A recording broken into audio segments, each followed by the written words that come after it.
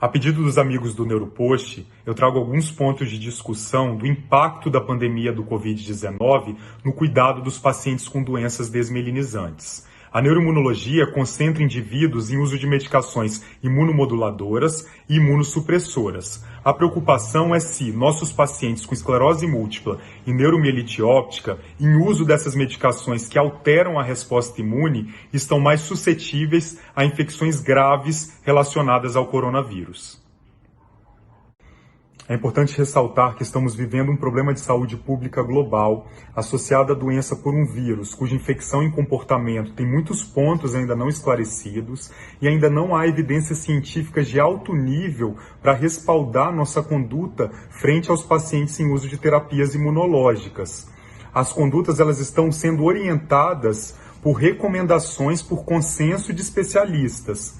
Em relação a esclerose múltipla, a nível internacional, nós temos a recomendação da Federação Internacional de IEM, que foi atualizada no dia 24 de março, e a nível nacional nós temos a recomendação do BECTRINS. E essas recomendações serão expostas aqui na discussão das condutas frente aos nossos pacientes com esclerose múltipla.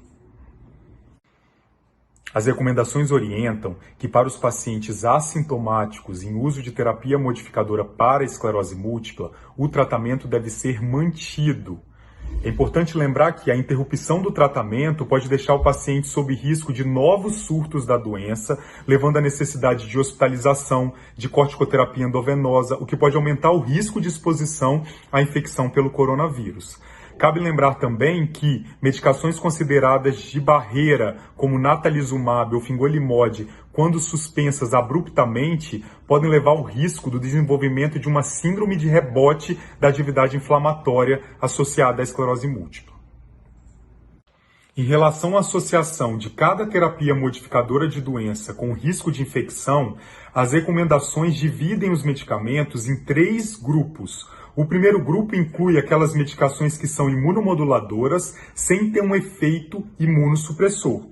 Nesse primeiro grupo estão incluídos o acetato de glatirame, as beta-interferonas e o natalizumab, que é uma terapia de alta potência em que não se espera uma predisposição a infecções mais graves. Então, para os pacientes em uso de natalizumab, a recomendação é manter o tratamento, que em geral é feito a cada 4 semanas, mas que pode se considerar, principalmente naqueles pacientes com mais de 1 ano em uso de natalizumab, espaçar as infusões para cada 6 semanas. O segundo grupo inclui drogas que são imunomoduladoras, mas que em algum grau podem interferir na resposta imune às infecções. Nesse segundo grupo estão a teriflunomida, o fingolimod e o fumarato de dimetila. Um dado importante em pacientes em uso dessas medicações é a contagem linfocitária. Em pacientes com linfopenia, por exemplo, com linfopenia abaixo de 500, em pacientes em uso do fumarato de dimetila, podem ter um risco aumentado a infecções graves.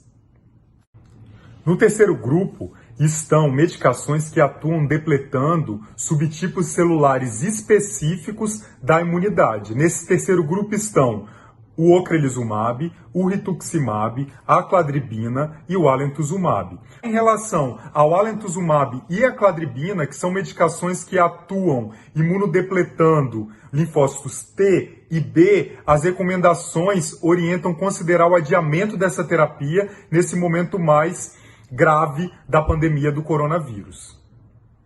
No caso do rituximab e do ocrelizumab, são anticorpos monoclonais anti-CD20 que fazem uma depleção específica para os linfócitos B. Não se sabe o quanto que essa depleção dos linfócitos B aumenta a predisposição a infecções mais graves pelo coronavírus. Então, a decisão sobre o adiamento da infusão dessas terapias anti-CD20 deve ser considerada individualmente com o médico, considerando principalmente a gravidade e a atividade da doença de base. A gente tem que lembrar que muitos pacientes com neuromielite óptica, que é uma doença grave, com surtos potencialmente catastróficos, estão em uso de rituximab. Então a gente tem que considerar quais os potenciais prejuízos de adiar o anti-CD20 nesse tipo de paciente. Considerando que a campanha de vacinação para a gripe já foi inaugurada em todo o país, a recomendação é que o paciente com esclerose múltipla receba a vacinação anti-influenza. Isso está de acordo, inclusive, com o último guideline da Academia Americana de Neurologia, publicado no Neurology em setembro de 2019, que recomenda a vacinação anual anti-influenza para todo paciente com esclerose múltipla, a despeito, independente da terapia, considerando que a vacina anti-influenza é uma vacina de vírus inativado e não está contraindicada para o paciente com esclerose múltipla em uso de terapia modificadora de doença.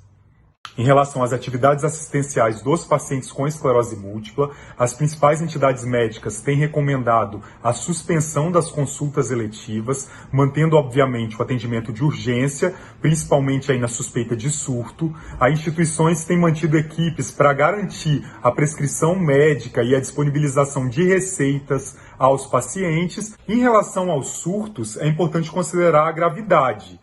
Sintomas sensitivos, sintomas mais leves, por vezes podem ser manejados com corticoide oral, mas muitas vezes um surto motor, um surto grave, requer, a despeito do contexto atual, corticoterapia endovenosa. Para esse paciente que necessita de corticoide, de pulsoterapia, é recomendado que a pulsoterapia seja realizada em ambiente de hospital dia, evitando aí uma hospitalização desnecessária e um risco de exposição aumentado para esse paciente.